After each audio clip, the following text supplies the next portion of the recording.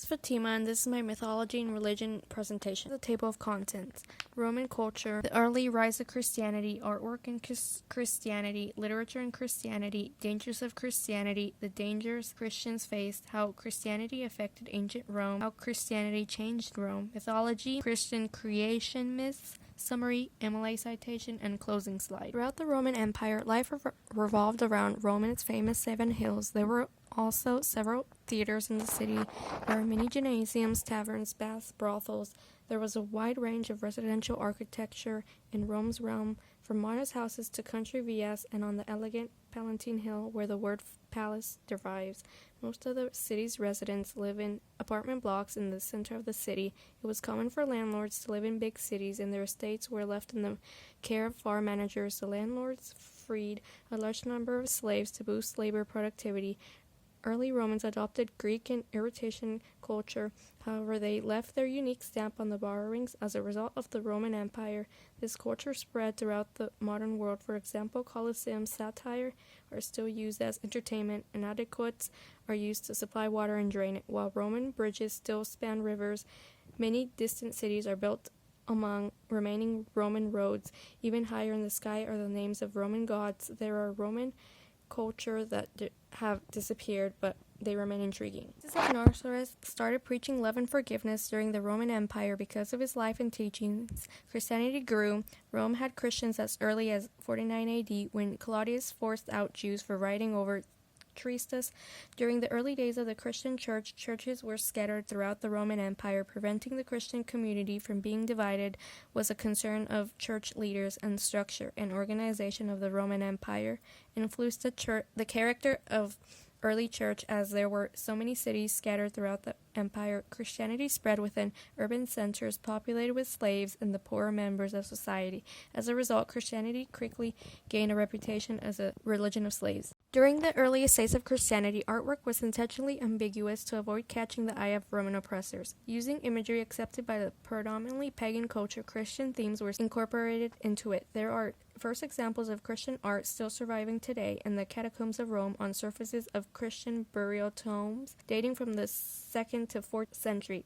Early Christian artists hid the meaning of the figure of Jesus by representing it symbolically with pictograms such as peacocks, lambs, fish, or anchors. 4th century CE, the spread of Christianity led to a new type of literature, with clerics writing on Christian morality in stark contrast to the immoral and often sexually explicit writings from the previous centuries. Ambrose was a leading cleric from the 4th century. Ambrosius was the son of Perigall and was educated in classical Greek tradition while serving a bishop of Rome and Milan. He was also governor.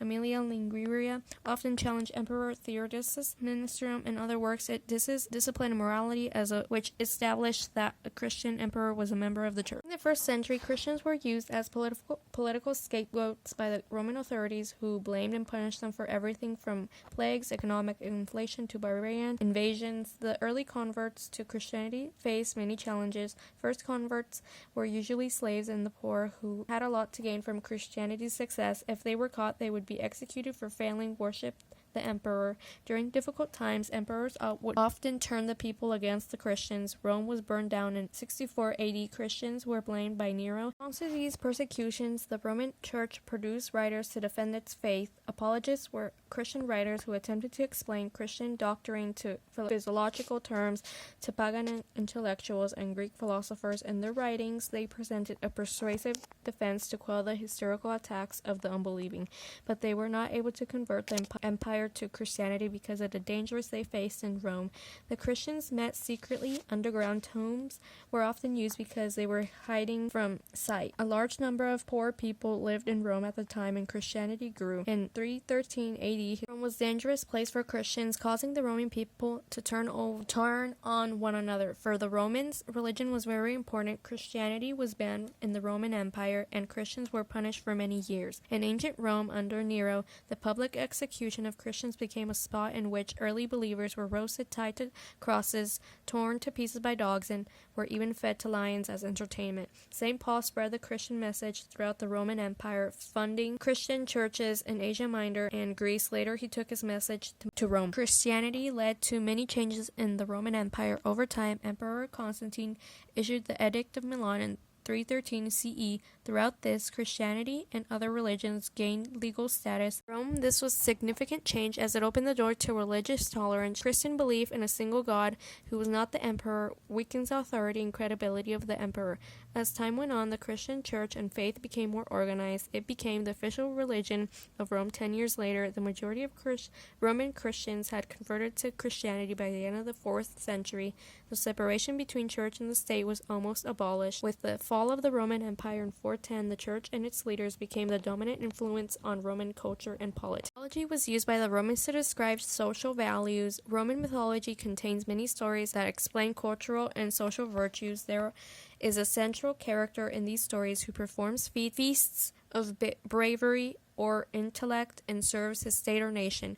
Lucretia, Horatis at the bridge, Mucus, Salm, and Cybele are some of the most important characters in Roman mythology and culture. This tells the story of creation. On the first day of creation, light was created, and God separated it from darkness, calling light day and darkness night. On day 2, God created the sky to separate the waters. The dry ground was created on day 3, and the water was gathered. God called the dry ground land, and the water gathered seas, plants, and trees were also created. 4 days later, after the creation of the earth, God created the sun, moon, and stars to provide light and separate day and night. They also served as signs for seasons, days, and years. 5. God made every living creature in this season, every bird, blessing them as they multiplied and filled the sky and waters with life. Animals were created on day 6 by God to fill the earth. Additionally, God created Adam and Eve in his own image in order to commune with him. Every creature and the entire earth were given to them to rule over, cultivate, and care for. On the 7th day, God had completed the work of creation, so he rested, blessed, and made it whole.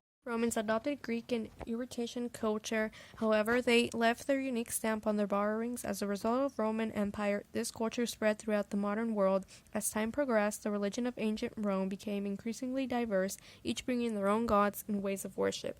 Rome had Christians as early as 49 AD, as there were so many cities scattered throughout the empire. Christianity spread within urban centers, populated with slaves and poorer members of society. Christianity artwork was intentionally ambiguous to avoid catching the eye of Roman oppressors. If they were caught, they would be executed for failing to worship the emperor. The public execution of Christians became a sport in which the early believers were roasted, tied to crosses, torn to pieces by dogs, and even were fed to lions as entertainment.